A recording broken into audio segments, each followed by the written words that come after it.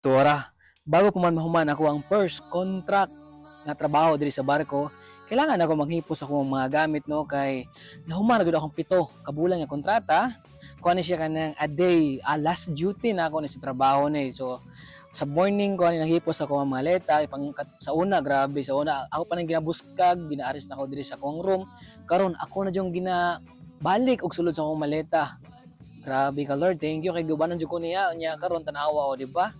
Gina-enjoy na ako maong nahuman ra kontrata nga gina-enjoy niya dapat ang kani akong maleta dili mo sobra og kanang 21 o 23 kilos taga isa kay na may limit sa duha ka maleta dapat kuan lang siya 40 to 43 kilos lang ang duha ka maletang dalo nako.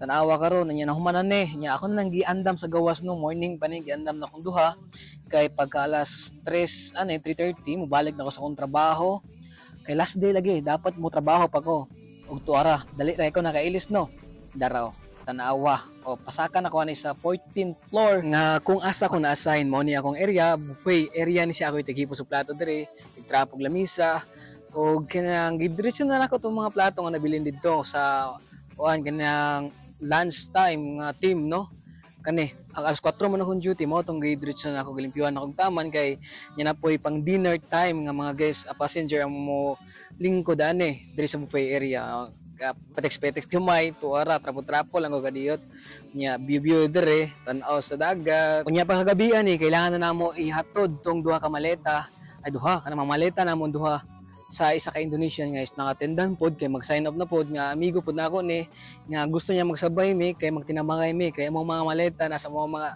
na-assign mi sa first floor amo ang room ang gangway na sa second floor so arsahon amo ni sa kanang hagdanan magtinabangay mi ani do Indonesian na siya nya kanang second contract na siya diri sa barko ako first contract pa lang kanang pero kanang grabe sa feeling nga mahuman ang kontrata nahuman mobalik na bukapuhon niya magpahulay ka sa Pilipinas bakasyon niya pagkuman ang security check nibalik na mi sa muang kanang area para tiwason na muang trabaho. Sign up, boy! See you! See you! Sleeping. See you! So, finish the contract already. I save a lot of eyebags. Pa-Philippines! Og ikaw or kamo nga nangandoy nga magtrabaho diri sa barko, wala ta lang sa ang panahon sa inyo kay hatag ra na sa Ginoo, dili pa man sa karon pero pohon. Maong enjoy the process, trust the process and taga-ilang og kanang taas nga pasensya kay wala jud shortcut para sa success. Og imong perfect time nga makatrabaho sa barko, hapit na moabot. Maong padayon lang sa imong pagpangandoy. Nya, diri lang sa ko.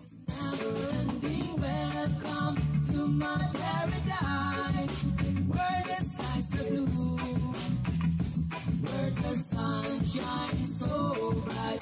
Welcome to my paradise, where you can be free, where the